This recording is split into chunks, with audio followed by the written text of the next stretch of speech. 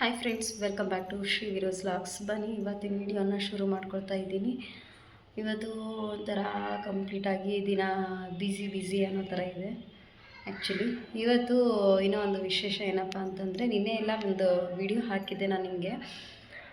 ಸಾರಿ videos ಎಲ್ಲದು ಕೂಡ ನನ್ನ ಕಲೆಕ್ಷನ್ ಸಾರಿ ಬಿಸ್ನೆಸ್ಸಲ್ಲಿರೋವಂಥ ಎಲ್ಲ ಕಲೆಕ್ಷನ್ಸು ಜೊತೆಗೆ ನಿಮಗೆ ಪ್ರೈಸ್ ಕೂಡ ಮೆನ್ಷನ್ ಮಾಡಿದ್ದೀನಿ.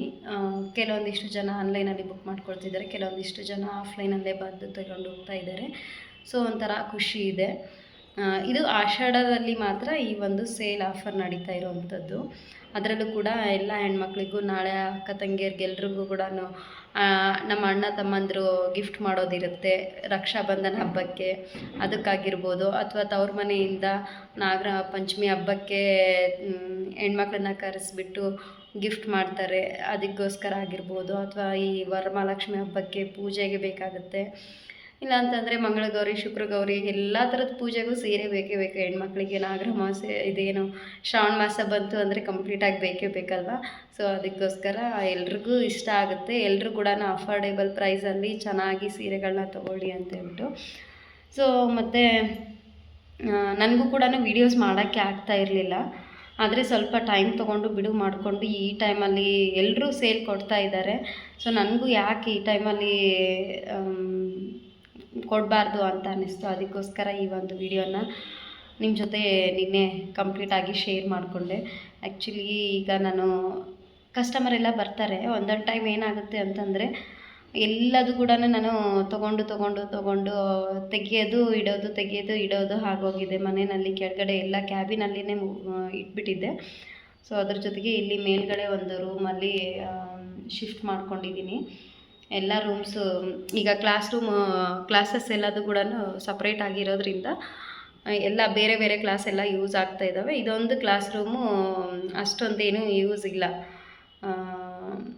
ಸ್ವಲ್ಪ ಏನೋ ಫ್ರೀ ಅನ್ನೋ ಥರ ಇದೆ ಇಲ್ಲಿ. ಅದಕ್ಕೋಸ್ಕರ ಎಲ್ಲದು ಕೂಡ ಸ್ವಲ್ಪ ಇಲ್ಲಿ ಶಿಫ್ಟ್ ಮಾಡ್ಕೊಂಡಿದ್ದೀನಿ. ನೋಡ್ತಿರ್ಬೋದು, ಇಲ್ಲಿ ಶಿಫ್ಟ್ ಮಾಡಿದ್ದೀನಿ ನೋಡಿ.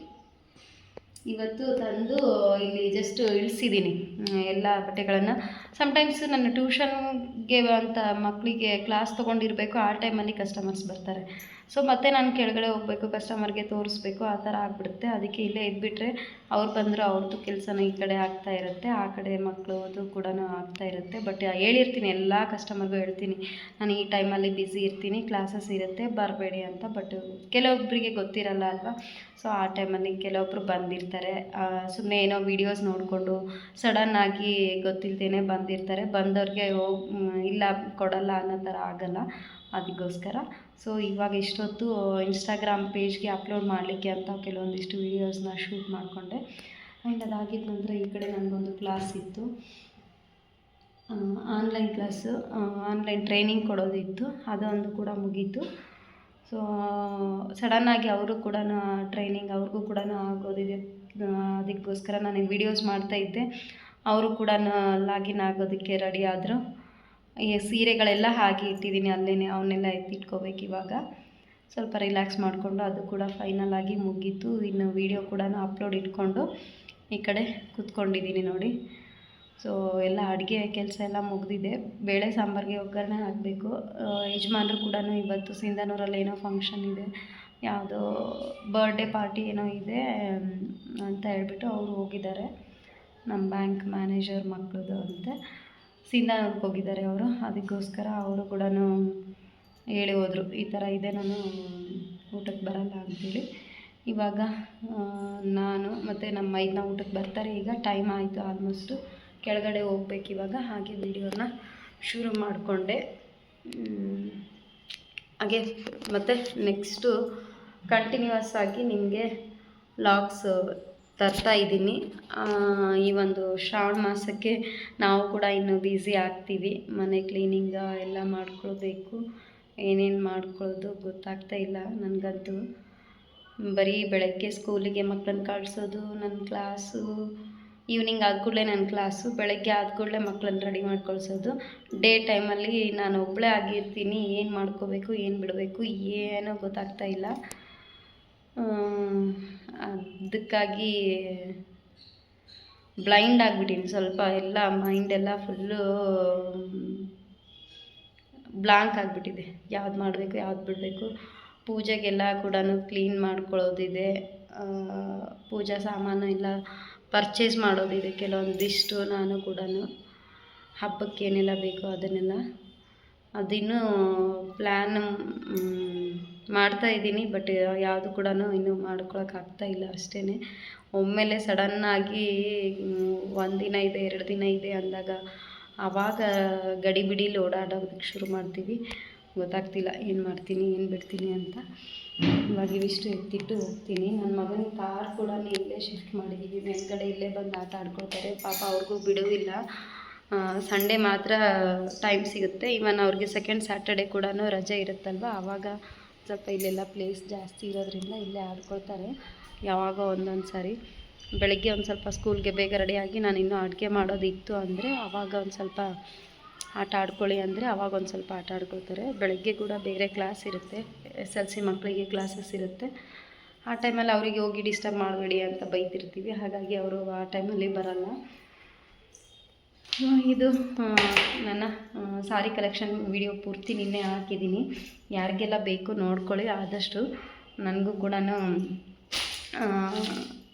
ಸಪೋರ್ಟ್ ಮಾಡಿ, ಆದಷ್ಟು ವಿಡಿಯೋನ ಸ್ಕಿಪ್ ಮಾಡದೆ ನೋಡಿ, ಜೊತೆಗೆ ಸಬ್ಸ್ಕ್ರೈಬ್ ಮಾಡ್ಕೊಂಡು ನೋಡಿ ಅಂತ ಕೇಳ್ಕೊಳ್ತೀನಿ ನಿಮಗೆಲ್ಲ. ಸೊ ಬನ್ನಿ ಇವಾಗ ಕೆಳಗಡೆ ಹೋಗ್ಬಿಟ್ಟು ಮತ್ತೆ ನಾನು ನಿಮಗೆ ಸಿಗ್ತೀನಿ. ಇವೆಲ್ಲ ಜೋಡಿಸಿಟ್ಟು ಹೋಗ್ತೀನಿ. ಆ್ಯಕ್ಚುಲಿ ಇಲ್ಲಿ ಒಂದು ಪ್ಲ್ಯಾನ್ ಮಾಡಿಕೊಂಡು ಎಲ್ಲ ಜೋಡಿಸಿಟ್ಕೊಳ್ಬೇಕು. ಈಗ ಸದ್ಯಕ್ಕೆ ಬಾಕ್ಸಲ್ಲಿ ಹಾಗೆ ತುಂಬಿ ಇಟ್ಟಿದ್ದೀನಿ. ನೋಡೋಣ ನೆಕ್ಸ್ಟ್ ಏನಾಗುತ್ತೆ ಅಂತ ಹೇಳ್ಬಿಟ್ಟು. ಹೇಗೆ ಅನ್ನಿಸ್ತು ಇಲ್ಲಿ ಶಿಫ್ಟ್ ಮಾಡಿರೋದು ಅಂತ ಕಮೆಂಟ್ ಮಾಡಿ ತಿಳಿಸಿ. ಸಪ್ರೇಟಾಗಿ ಇದು ಕೂಡ ಒಂದು ಬಿಸ್ನೆಸ್ಗೆ ನನಗೂ ಕೂಡ ಚೆನ್ನಾಗಿರುತ್ತೆ ಅಂತ ಅನ್ನಿಸ್ತು. ಇದು ಆ್ಯಕ್ಚುಲಿ ನಮ್ಮ ಯಜಮಾನ್ರ ಪ್ಲ್ಯಾನ್. ಎಲ್ಲ ನೀನು ಒಂದು ಕಡೆ ಶಿಫ್ಟ್ ಮಾಡ್ಕೊಂಬಿಡು, ಸರಿಯಾಗಿ ಅಲ್ಲೇ ಆರ್ಗನೈಸ್ ಮಾಡಿಕೊಂಡು, ಜೊತೆಗೆ ಡೈಲಿ ನೀನು ವಿಡಿಯೋಸ್ ಕೂಡ ಅಲ್ಲಿಂದ ಮಾಡಿ ಹಾಕ್ಲಿಕ್ಕಾಗುತ್ತೆ ಅಂತೇಳ್ಬಿಟ್ಟು ಇವತ್ತು ಅವರೇ ಇದನ್ನೆಲ್ಲ ಶಿಫ್ಟ್ ಮಾಡಿ ರೆಡಿ ಮಾಡಿಕೊಟ್ಟು ಹೋಗಿದ್ದಾರೆ ನನಗೆ. ನೋಡೋಣ ನೆಕ್ಸ್ಟ್ ಇನ್ ಫ್ಯೂಚರ್ ಏನೆಲ್ಲ ಆಗುತ್ತೆ ಅಂತ ಹೇಳ್ಬಿಟ್ಟು. ನೆಕ್ಸ್ಟ್ ಹಂಗೆ ಅಪ್ಡೇಟ್ ಮಾಡ್ತಾ ಹೋಗಬೇಕು. ಪ್ರತಿಯೊಂದರಲ್ಲೂ ಕೂಡ ಬ್ಯುಸಿ ಆಗಿರಬೇಕು. ಅದಕ್ಕೋಸ್ಕರ ಬ್ಯುಸಿ ಆಗಿರಬೇಕು ಅನ್ನೋದು ಯಾವುದಕ್ಕೆ ಅಂತಂದರೆ, ಮೈಂಡ್ ಖಾಲಿ ಇದ್ದಷ್ಟು ಸ್ವಲ್ಪ ಯೋಚನೆಗಳು ಜಾಸ್ತಿ. ಅದ್ರ ಬದಲು ಮೈಂಡ್ಗೆ ಈ ಥರ ಕೆಲಸ ಕೊಟ್ಟಿದ್ದಾಗ, ಈ ಕೆಲಸ ಇದೆ ಇದನ್ನು ಮಾಡೋಣ ಅಂತ ಈ ಕಡೆ ಗಮನ ಕೊಟ್ಟಿದ್ದಾಗ ನಮಗೆ ಅದೆಲ್ಲ ಯೋಚನೆಗಳು ಬರೋದಿಲ್ಲ. ಅದರಲ್ಲಿ ನಾವು ಬ್ಯುಸಿ ಇರ್ತೀವಿ ಅಷ್ಟೇ, ಮತ್ತೇನಿಲ್ಲ. ಇಲ್ಲ ಅಂದರೆ ಈ ಒಂದು ಇದರಲ್ಲಿ ನೆಗೆಟಿವ್ ಥಾಟ್ಸ್ ಬೇಗನೆ ಅಟ್ರಾಕ್ಟ್ ಆಗಿಬಿಡುತ್ತೆ. ಅದಕ್ಕೋಸ್ಕರ ಏನೂ ಇಲ್ಲ. ಈಗ ನೋಡ್ತಿರ್ತೀವಿ ಆಲ್ಮೋಸ್ಟ್ ಸೋಷಿಯಲ್ ಮೀಡಿಯಾದಲ್ಲಿ ಹೇಗೆಲ್ಲ ನಡೆಯುತ್ತಿದೆ, ಅದ್ರ ಬಗ್ಗೆ ಮಾತಾಡೋಕ್ಕೇ ಭಯ, ಜೊತೆಗೆ ಅದನ್ನೆಲ್ಲ ನೋಡಲಿಕ್ಕೇ ಭಯ, ಆ ಥರ ಆಗೋಗುತ್ತೆ.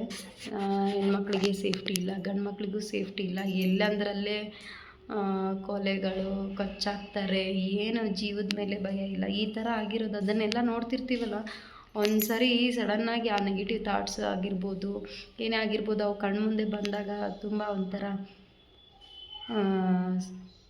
ಏನಾಗುತ್ತೆ ಅಂದರೆ ಭಯ ಆಗೋಗುತ್ತೆ. ಈ ಥರ ಬ್ಯುಸಿ ಇದ್ದರೆ ಅವೆಲ್ಲ ಸ್ವಲ್ಪ ತಲೆಯಲ್ಲಿ ಬರೋದಿಲ್ಲ. ಅದಕ್ಕೆ ಏನೋ ಗಂಡು ಮಕ್ಳು ಏನೋ ಹೊರಗಡೆ ಹೋಗ್ತಿರ್ತಾರೆ, ಇವೆಲ್ಲ ತಲೆ ಕೆಡ್ಸ್ಕೊಬಾರ್ದು, ಅವನ್ನೆಲ್ಲ ಯಾಕೆ ನೋಡ್ತೀರಿ ಅಂತ ಹೇಳ್ತಾರೆ. ಹಾಗೆ ರೀಲ್ಸ್ ಸ್ಕ್ರೋಲ್ ಮಾಡ್ತಿದ್ರೆ ಸಾಕು, ಒಂದೊಂದೇ ನ್ಯೂಸ್ ಈ ಥರ ನೋಡಿದಾಗ ಭಯ ಆಗುತ್ತೆ. ಹೆಣ್ಮಕ್ಳಿಗೂ ಸೇಫ್ಟಿ ಇಲ್ಲ. ಅದರಲ್ಲೂ ಕೂಡ ನಮ್ಮ ಮನೆಯಲ್ಲೂ ಹೆಣ್ಮಕ್ಳಿದ್ದಾರೆ. ಅದು ನಮ್ಮ ಮಕ್ಳ ಬಗ್ಗೆನೇ ಯೋಚನೆ ಮಾಡಿದಾಗ ಎಷ್ಟು ಭಯ ಅನಿಸುತ್ತೆ ಗೊತ್ತಾ. ಪ್ರತಿಯೊಂದು ಸಣ್ಣ ಮಕ್ಕಳು ಇರೋದ್ರಿಂದ, ಸಣ್ಣ ಮಕ್ಕಳದೇ ಆಗಲಿ ದೊಡ್ಡವರೇ ಆಗಲಿ ಯಾವುದೇ ಆಗಲಿ, ಅದನ್ನೆಲ್ಲ ಸ್ವಲ್ಪ ನೆನೆಸ್ಕೊಂಡಾಗ ತುಂಬ ಭಯ ಆಗುತ್ತೆ ಅಲ್ವಾ. ಅದಕ್ಕೆ ಅದರ ಬದಲಾಗಿ ನಾನು ಈ ಥರ ಬ್ಯುಸಿ ಆಗಿರಬೇಕು ಅಂತ ಸ್ವಲ್ಪ ಒಬ್ಬಳೇ ಇರ್ತೀನಲ್ಲ, 108 ಯೋಚನೆ ಅನ್ನೋ ಥರ ಬರುತ್ತೆ. ಒಬ್ರಿಗೊಬ್ರು ಜೊತೆಗಿದ್ದಾಗ ನಾವೇನೋ ಮಾತಾಡಿಕೊಂಡು ಶೇರ್ ಮಾಡಿಕೊಂಡು ಅಲ್ಲಿಂದ ಅಲ್ಲೇ ನಾವು ಸಾರ್ಟ್ ಔಟ್ ಮಾಡಿಕೊಂಡು ಸುಮ್ಮನಾಗ್ಬಿಡ್ತೀವಿ. ಬಟ್ ಒಬ್ಬಳೇ ಇದ್ದಾಗ ಏನಾಗುತ್ತೆ, ಈ ಥರ ಮೈಂಡ್ ಇಲ್ಲದ್ದೆಲ್ಲ ಯೋಚನೆ ಮಾಡೋದಕ್ಕೆ ಶುರು ಆಗುತ್ತೆ. ಅದರಿಂದ ಸ್ವಲ್ಪ ಭಯ ಅನ್ನೋದು ಶುರು ಆಗಿಬಿಡುತ್ತೆ. ಅದರಲ್ಲೂ ಕೂಡ ಹಾಗಾಯಿತು, ಅಲ್ಲಾಗಾಯಿತು, ಇಲ್ಲಿಗಾಯಿತು, ಅವ್ರ ಡೆತ್ ಇದರಿಂದ ಆಯಿತು, ಇವ್ರದ್ದು ಈ ಥರ ಆಯಿತು. ಹೆಲ್ದಿ ಆಗಿರೋ ಮನುಷ್ಯನಿಗೆ ಏನೋ ಒಂದು ಸಡನ್ನಾಗಿ ಅಟ್ಯಾಕ್ ಆಯಿತು.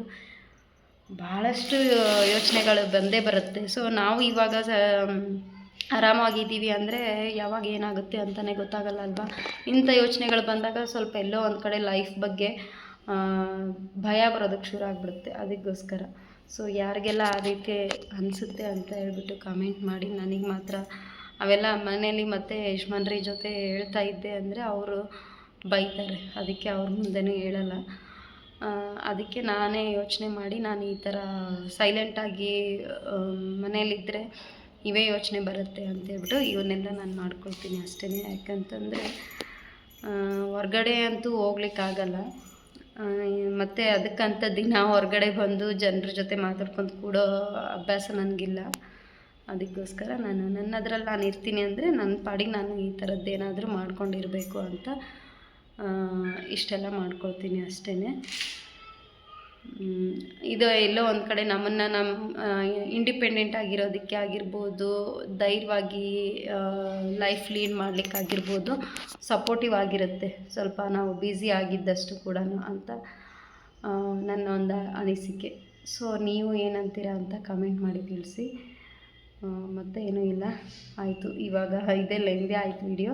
ಶಾರ್ಟ್ ಒಂದು ಇನ್ಫಾರ್ಮೇಷನ್ನು, ಜಸ್ಟ್ ನನ್ನ ಒಂದು ಇವತ್ತಿನ ಚೇಂಜಸ್ ಏನಾಗಿದೆ ಇವತ್ತಿಂದು ಇದನ್ನಷ್ಟೇ ಶೇರ್ ಮಾಡ್ಕೊಂಡಿದ್ದೀನಿ. ಇದೊಂದು ನನ್ನ ಬಿಸ್ನೆಸ್ಸನ್ನು ಎಲಾಬ್ರೇಟ್ ಮಾಡೋಣ ಅನ್ನೋ ಕಾರಣಕ್ಕೆ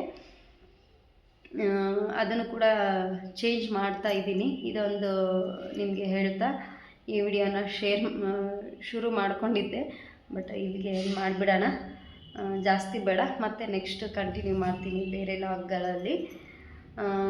ಶಾರ್ಟಾಗಿ ಒಂದು ಅಪ್ಡೇಟೆಡ್ ವಿಡಿಯೋ ಅಷ್ಟೇ, ಮತ್ತೇನೂ ಇಲ್ಲ. ನನ್ನ ಒಂದು ಲೈಫ್ ಸ್ಟೈಲ್ ಅಪ್ಡೇಟೆಡ್. ಯಾಕೆ ನಾನು ಯಾವಾಗಲೂ ಬ್ಯುಸಿ ಆಗಿರೋದಕ್ಕೆ ಇಷ್ಟಪಡ್ತೀನಿ, ಬ್ಯುಸಿ ಆಗಿರೋದಕ್ಕೆ ಏನು ರೀಸನ್ನು ಅಂತ ಹೇಳ್ಬಿಟ್ಟು, ಒಬ್ಬಳೇ ಇರೋದಕ್ಕೆ ನನಗೆ ತುಂಬಾ ಒಂದು ಸ್ವಲ್ಪ ಡಿಸ್ಕಂಫರ್ಟ್ ಫೀಲ್. ಅದಕ್ಕೋಸ್ಕರ ನಾನು ಯಾವಾಗಲೂ ಬ್ಯುಸಿ ಆಗಿರೋದಕ್ಕೆ ಇಷ್ಟಪಡ್ತೀನಿ ಅಷ್ಟೇ. ಎಲ್ಲರೂ ಕೇಳ್ತಿರ್ತಾರೆ, ನನ್ನ ರಿಲೇಟಿವ್ಸ್ ಆಗಿರ್ಬೋದು, ಫ್ಯಾಮಿಲಿನಲ್ಲಿ ಆಗಿರ್ಬೋದು, ಫ್ರೆಂಡ್ಸ್ ಆಗಿರ್ಬೋದು ಬೈತಿರ್ತಾರೆ, ಏನು ನೀನು ಯಾವಾಗ ನೋಡಿದ್ರು ಅದನ್ನು ಮಾಡಿದೆ ಇದನ್ನು ಮಾಡಿದೆ ಅಂತ ಖಾಲಿನೇ ಕೂತ್ಕೊಳ್ದೆ ಇದನ್ನೆಲ್ಲ ಯಾಕೆ ಮಾಡ್ಕೊಳ್ತೀಯ, ಆರಾಮಾಗಿ ಉಂಡು ತಿಂದು ಮನೆಯಲ್ಲಿರೋದಲ್ವಾ ಅಂತ ಹೇಳ್ಬಿಟ್ಟು.